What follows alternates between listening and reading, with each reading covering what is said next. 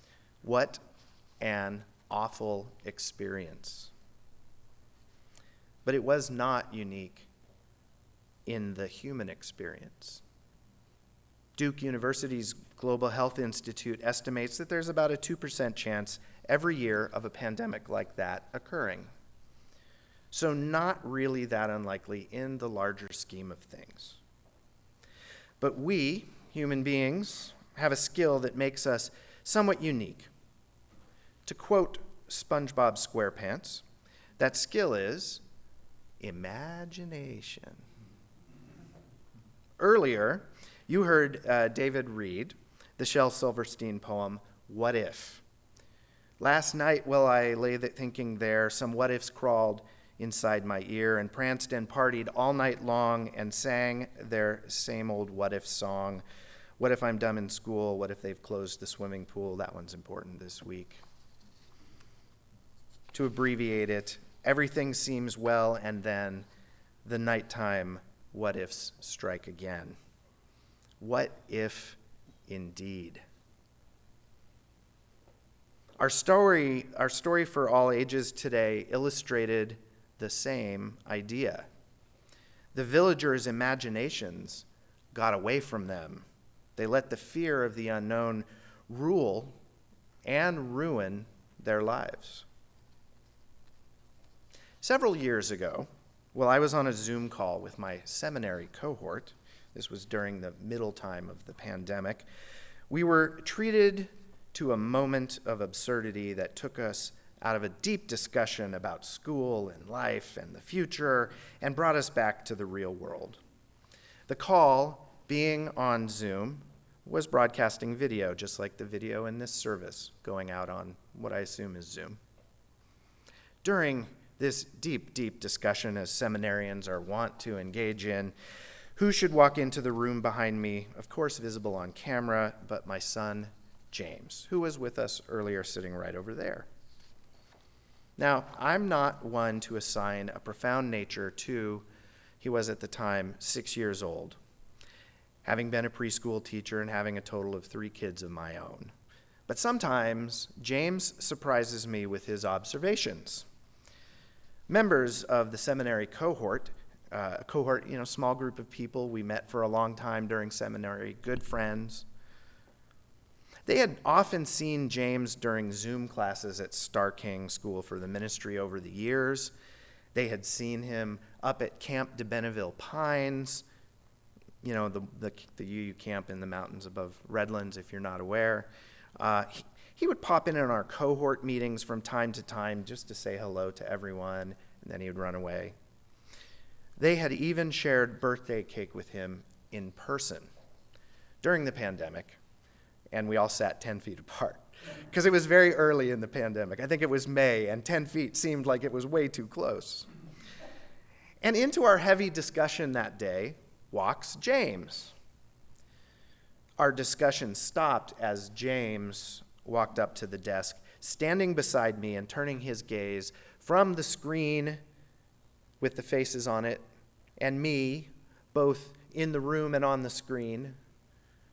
I guess at 6 that might be a little confusing. And I said to him, yes, with a little frustration in my voice at the interruption, Squidward has 6 legs, he said, without skipping a beat. Really? I asked. Yes, and then he turned and he ran out of the room. And with that, the Zoom call erupted into laughter. For those of you who might not be watchers of SpongeBob SquarePants, Squidward is one of the main characters in the show, the perpetual antagonist to SpongeBob's perpetually childlike protagonist. The show itself is constantly engaged in an absurdist comedy drama aesthetic in which nothing in particular ever makes sense. I mean, SpongeBob lives in a pineapple under the sea. Or is it an aquarium? Because clearly it's an aquarium pineapple. And he works at a restaurant owned by a crab that sells Krabby Patties. Let that sink in for a moment. Albert Camus, the French philosopher noted for his work in the areas of existentialism and absurdism, gives us three choices in the face of a world that defies understanding. And I'm not trying to get all heavy on you, but maybe for a minute. First, we can give up, like physically, literally give up. Second, we can philosophically give up. We can stop any search for meaning in a meaningless world, in an absurd world. No matter how much we ask the universe to speak to us, it doesn't really answer. Or we have a third option. We can embrace the absurdity of our existence. We can lean into the vastness of a universe that doesn't answer back. We can make the search for meaning the purpose. But we can't give up on that search, because then we fall back into nihilism and philosophically giving up. But I'm not here to bore you with a lecture on absurdism or how the SpongeBob cartoon revels in its absurdity. But living as we do in a time so weird, so divided, just out of a global pandemic, in which the main characters we see on television every day, in our news feeds on our phones, whose words are quoted and read in the news reports every day, who we did or didn't vote for, are often making absurd statements, maybe outright lying to us. And perhaps a young child telling us that Squidward has 6 legs is just what we need. You see, Squidward, in the SpongeBob canon, is not a squid. He is, in fact, an octopus. This is shown multiple times throughout the whole series in multiple episodes. But Squidward's rival in life is, in fact, named Squilliam Fancyson, another squid name. And yet both Squidward and Squilliam are giant Pacific octopi. And they each have 6 legs. That's just how it is. My son, James again, he wasn't happy that I'm using stories about him today. But anyways, he had right of first refusal and did a few edits, so there's that. He used to play a game. If he sees a roll of gift wrapping paper, he grabs it. It doesn't matter what kind it is. Birthday wrapping paper, check. Christmas wrapping paper, check. Hanukkah wrapping paper, check. Nondescript wrapping paper, suitable for occasions both holy and profane, check. He would grab the roll and run off with it to his room. About 5 minutes later, I'd hear the pitter-patter of little feet running down the hall trying to find me. "Daddy," he'd say to me, "do we have any tape?" After searching through the shoeboxes of office supplies, he runs off back to his room, and I continue going about my day. Sometime later, he'd reappear. Inevitably, in this situation, he would be carrying a crudely wrapped gift. Typically, the paper is half shredded, a result of both the not-so-sharp scissors we typically let little kids use and the often odd shape of the item he had chosen to wrap. Approximately 25 feet of scotch or masking tape would be wrapped around the paper and its obscured object, and he would set it down triumphantly. "Here's your gift," he would say. Oh, that glee in his voice as he delivered the gift of the unknown to me, knowing that I will never guess that the paper towel tube he has wrapped contains 5 marbles, a Hot Wheels car, a green crayon, and an old toothbrush. Once I had unwrapped the gift, whatever it was, his expectation was that I would rewrap the gift or gifts and return the favor. He would then unwrap the paper towel tube with its various sundry items within, and the cycle would continue apace. Oh, to be 6 years old again. You have to remember that during the pandemic, there were no birthday parties. At the beginning of the pandemic, even Amazon packages were scary things. Was there a virus molecule attached to the package? I don't know. Let's spray it with bleach. Wipe that sucker down if you were lucky enough to have sanitizing wipes. And once the package was open, let's wipe down whatever was inside of the box. So, James found a way to replace this missing aspect of his life, the giving and receiving of gifts that kids participate in at birthday parties and on holidays. He created an event with meaning, giving absurd gifts back and forth. So what do we do as Unitarian Universalists to create meaning in our lives? We can explore the spiritual aspects of the world through the 6 sources. If there's a source that speaks to you in particular, maybe the 5th source that embraces science and humanism, set it aside for a moment and explore a different source. Try on a different one and see how it feels.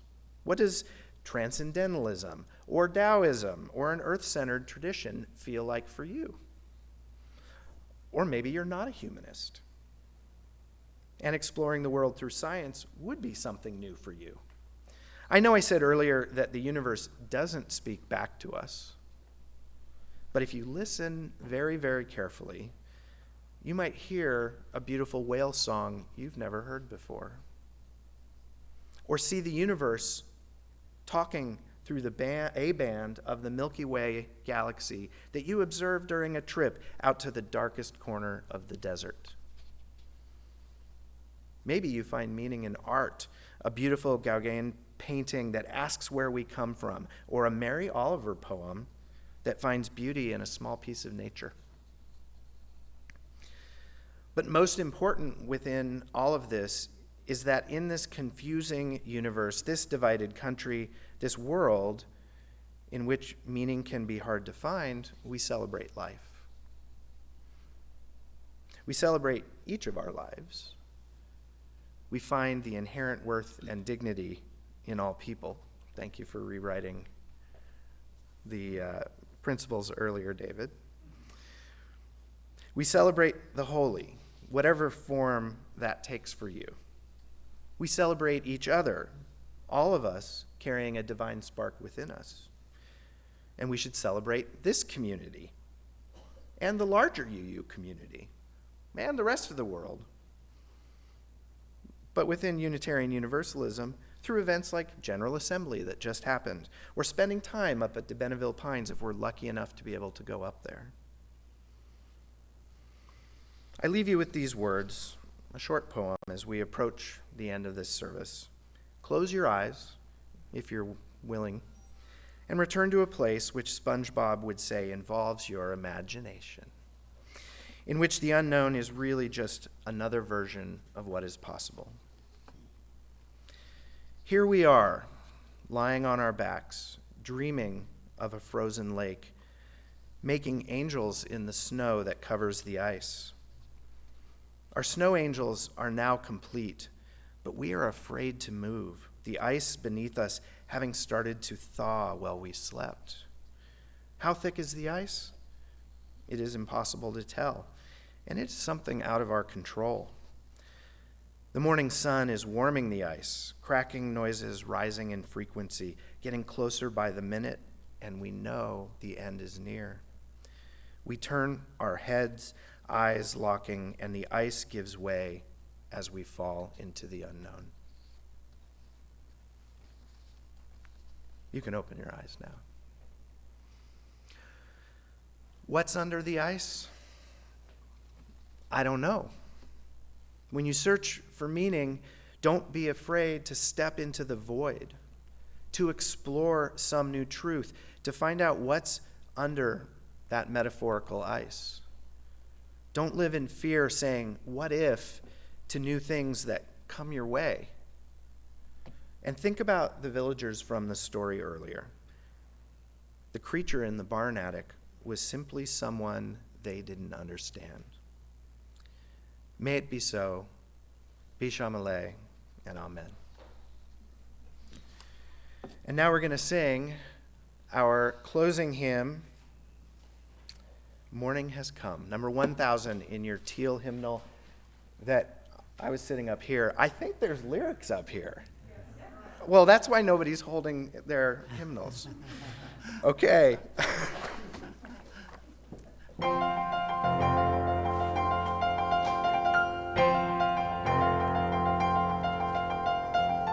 Morning has come, arise and greet the day.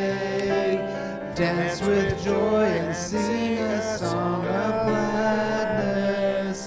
The light of hope here shines upon each face.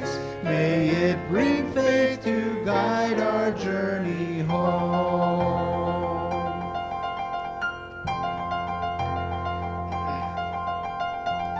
A new day dawns, once more the gift is given. Wonder fills this moment shared together.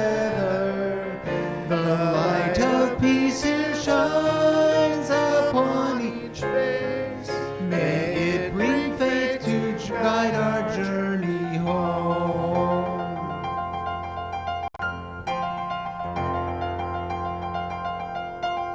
Open our eyes to see that life abounds. Open hearts to welcome it among us. The light of love here shines upon each face. May it bring faith to guide our journey home.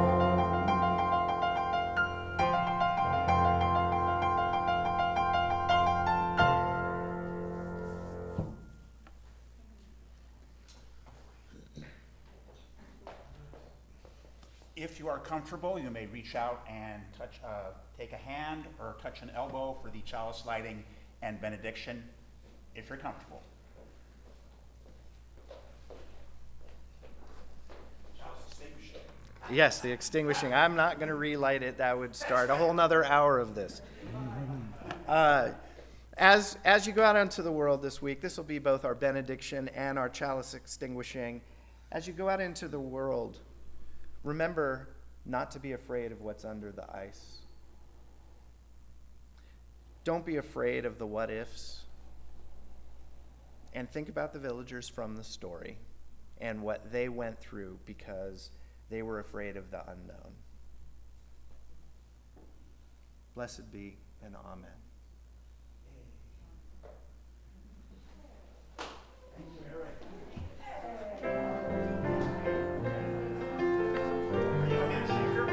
I can't be.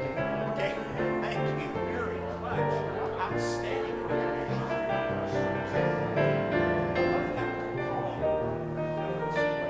Yeah, it's like kind of slightly scary things. It's really scary things. That's oh yeah. Very much.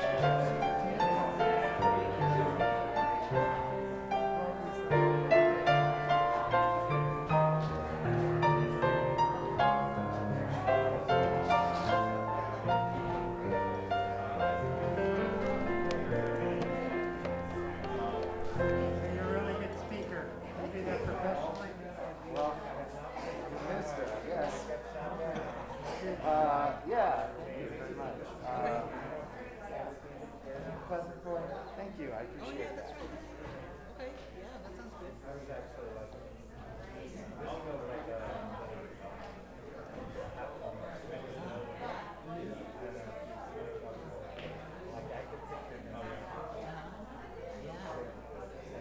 Thank you very much. It's great to meet you. Yeah, that sounds great. Well, let me know.